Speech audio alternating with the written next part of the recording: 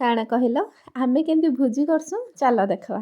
ମୋ ପୁଅ ଆର୍ ମୋ ପୁତୁରା ଦୁହି ଜଣ ଭୋଜି କରି ଯିବା ବୋଲି କହିକି ଅଥା ହେଇଯାଇଥିଲେ ନା। ହେଥିର୍ଲାଗି ତାର ବାପାଟା ଗଲେ ଆଉ ଚିକେନ୍ ଟିକେ ଆଣି ଆସିଲେ ଯେମିତି ମୁଁ ଏଇଟା ବାରିଆଡ଼େ ଚୁଲି କରିକି ଦୁଇ ଜଣଙ୍କ ଲାଗି ଏଇଟା ରାନ୍ଧି ଦଉଛେ। ବାରିଆଡ଼େ ତ ରୋଷେଇ କରିଦେଲ ଆଉ ବାରିଆଡ଼େ ହିଁ ମଶଣା ପାରିକି ଯଦି ଏଠାନେ ଖାଇବାରକୁ ଦେଇଦେଲ ତାହେଲେ ଆମର ହେଇଗଲା ଭୋଜି। ଦେଖ ଏଇଟା ମୁଁ ଚିକେନ୍ ରାନ୍ଧିଦେଲି ତାପରେ ଏତିକି ବେଳେ ସେମାନେ ଦୁଇ ଜଣ ଦୌଡ଼ି ଯାଇକି ଗାଧେଇକି ପଳେଇ ଆସିଲେ କି ଏଇଟା ବସି ପଡ଼ିଲେ ଖାଇବାର ଲାଗି। ଏଇଟା ଦୁଇ ଜଣ ଏଇଟା ଭୋଜନ ମନ୍ତ୍ର କରୁଛୁ।